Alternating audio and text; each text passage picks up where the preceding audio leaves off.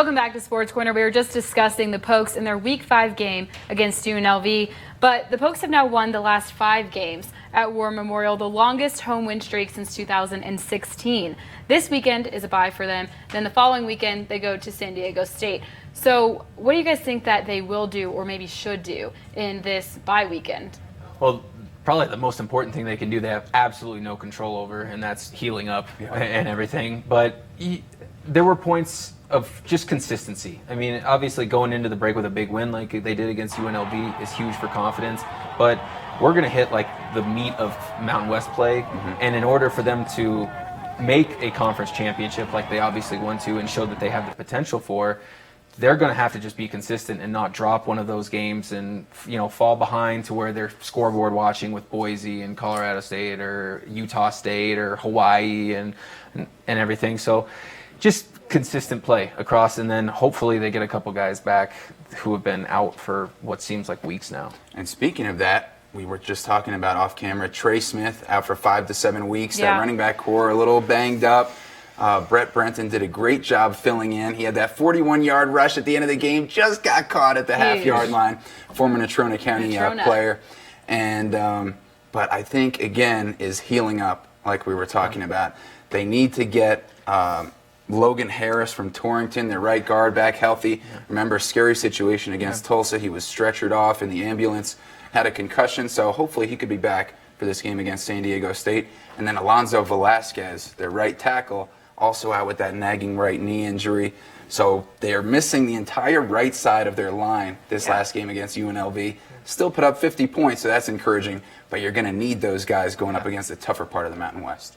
They'll definitely have to focus on getting healthy this week, that's for sure. But the Pokes' 4 wins are the most through 5 games since 2007. They come back to play San Diego State. As I mentioned before, another conference play. They've grinded out this first half of the season. But what are we thinking for San Diego State? How big of a threat are they to the Pokes? Well, they're always tough. I mean, Rocky Long gets that team up and excited, and every time they're a constant part in that division. I mean, they're always going to be tough. Hawaii looks really good this year, and so it might be a little bit tougher. And the Mountain West has just looked really good through non-conference play in total. So make no mistake, Wyoming's going to have to bring their A game in order to win.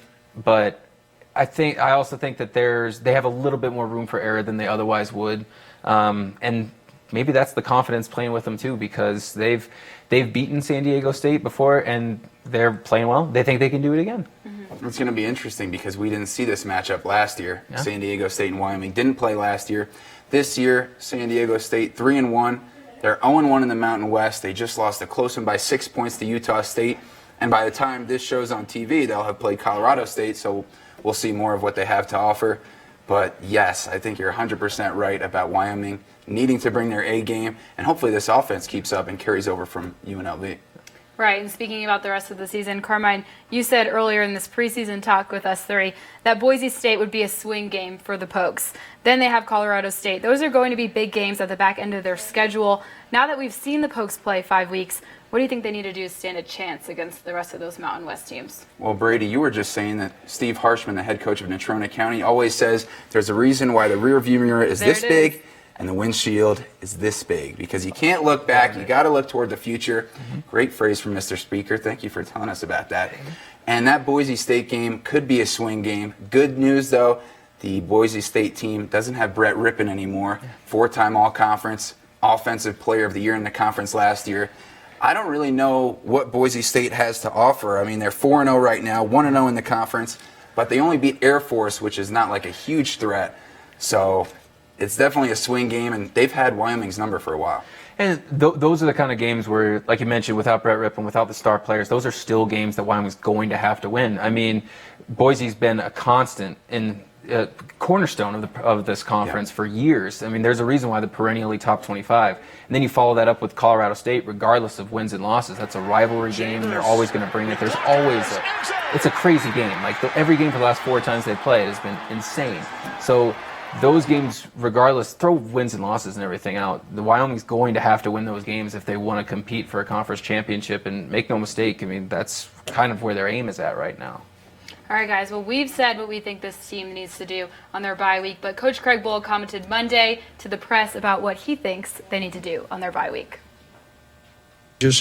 I think to have a bye week right now certainly is very timely, and we're going to utilize that wisely. You want to make sure we turn that as a bye week, not an off week, that you're getting things done, you're getting active rest, you're staying strong in the weight room, you're getting healed up, you're working on some fundamentals, you're developing some depth. We've taken a book of what we need to improve on offensively, defensively, and in the kicking game. We're going to work on some of those things as we get ourselves deep into conference play now.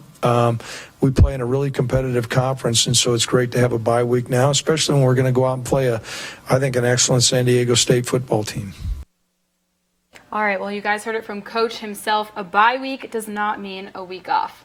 So as they have the bye week this weekend, then they get ready for San Diego State next weekend. The Pokes are 4-1 and 2 games away from bowl eligibility. So thank you guys for joining me again this week, and I hope we can do it again soon. That's right. Yeah. All right, we'll be right back after the break with more Sports Corner.